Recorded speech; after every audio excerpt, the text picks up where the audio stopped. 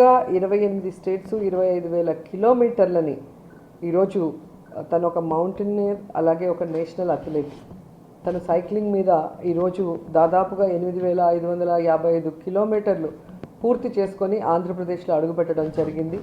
ఆంధ్రప్రదేశ్లోకి వచ్చిన తర్వాత అమ్మాయి ఏ కాస్త అయితే ఈరోజు ఈ సంపూర్ణ భారత్ యాత్ర స్టార్ట్ చేసిందో ఆ యొక్క ఫలితము ఆంధ్రప్రదేశ్లో నాకు కనిపిస్తోంది. ఎందుకంటే విమెన్ ఎంపవర్మెంట్ కోసం నేను ఈ యొక్క యాత్రను స్టార్ట్ చేశాను. అలాగే ప్రజల్ని విమెన్ సేఫ్టీ మీద ఎడ్యుకేట్ చేయాలని స్టార్ట్ చేశాను. కానీ ఇక్కడికి వచ్చిన తర్వాత ఇక్కడ జగన్మోహన్ రెడ్డి గారి ప్రభుత్వంలో ఆడవాళ్ళకి ఎంత గౌరవం లభిస్తుంది, ఎంత రక్షణ లభిస్తుంది, మహిళా సాధికారత దిశగా ఏ విధంగా జగన్మోహన్ రెడ్డి గారి ఆశీస్సులతో మహిళలు ముందడుగు వేశారో తెలుసుకొని చాలా హ్యాపీగా ఉందని తను చెప్పటం వింటుంటే నిజంగా జగనన్న సైనికురాలుగా చాలా గర్వంగా అనిపిస్తోంది. అండ్ తను విన్న వాటిల్లో స్కూల్స్లో ఆడపిల్లల కోసం శానిటరీ నాప్కిన్స్ ఇవ్వటం అనేది నేను ఎక్కడా కూడా వినలేదు.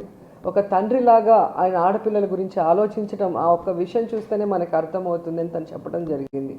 అలాగే సిటీ కమిషనర్ క్రాంతి రాణా టాటా గారిని కలిసిన తర్వాత విమెన్ సేఫ్టీ గురించి జగన్మోహన్ రెడ్డి గారు తీసుకొచ్చిన దిశ పోలీస్ స్టేషన్స్, దిశ యాప్స్ అవన్నీ కూడా చూసి చాలా హ్యాపీగా ఫీల్ అయ్యాను. అండ్ నేను కూడా ఒక కాల్ని ట్రై చేసి ఏ విధంగా పోలీస్ దిశ యాప్ మనం నెంబర్ SOSకి పంపగానే ఎలా వాళ్ళు రియాక్ట్ అవుతారు అనేది ప్రాక్టికల్గా కూడా చూసి చాలా ఆశ్చర్యానికి గురయ్యాను. ఈ విధంగా భారతదేశం అంతా కూడా చేస్తే ఆడపిల్లలకి ఎంత రక్షణ కలుగుతుంది అని చెప్పి ఆవిడ చెప్పినప్పుడు జగన్ గారు నిజంగా ఎప్పుడు ఆడపిల్లకి గౌరవం ఇవ్వటమే కాకుండా రక్షణ అనేది చాలా ఇంపార్టెంట్ అని చెప్పి ఆయన తీసుకొచ్చిన దిశ యాప్ కానీ, దిశ పోలీస్ స్టేషన్లు కానీ, అలాగే ఆడపిల్లల కోసం నైట్లో మీరు చూస్తే పోలీసు పెట్రోలియం చేస్తూ, అలాగే వాళ్ళు ఎవరైనా వర్క్ వెళ్ళిన వాళ్ళని సేఫ్టీగా ఇంటి దగ్గర వదిలే విధంగా చేయటం అనేది మనం గమనిస్తున్నాం.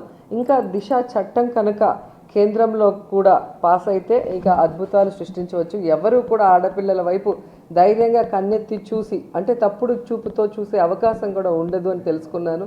నిజంగా నేను నా యొక్క ఆటోబయోగ్రఫీలో ఇవన్నీ కూడా రాసుకుంటాను.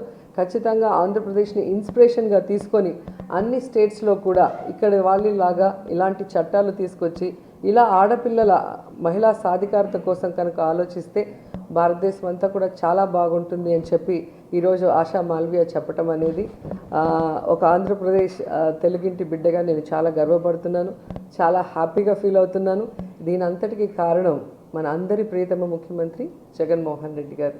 ఇద్దరు ఆడపిల్లల తండ్రిగా ఆడపిల్ల అంటే ఏంటి, ఆడపిల్ల గౌరవం, ఆడపిల్ల మీద అభిమానం అన్నీ ఆయనకి తెలుసు. కాబట్టి ప్రతి కుటుంబానికి ఒక అన్నలాగా, ఒక తమ్ముళ్లాగా ఆడపిల్లలకి ఆయన అండగా ఉండటం చూసి ఈరోజు ఆశా మాల్వియా కూడా ఇన్స్పైర్ అయింది. ఇలాంటి ముఖ్యమంత్రులు అన్ని స్టేట్స్కుంటే ఆడపిల్లలు చక్కగా మహిళా సాధికారత దిశగా పరుగులు తీస్తారు అని చెప్పి ఆమె చెప్పటం అనేది మా అందరికీ కూడా చాలా హ్యాపీగా ఉంది.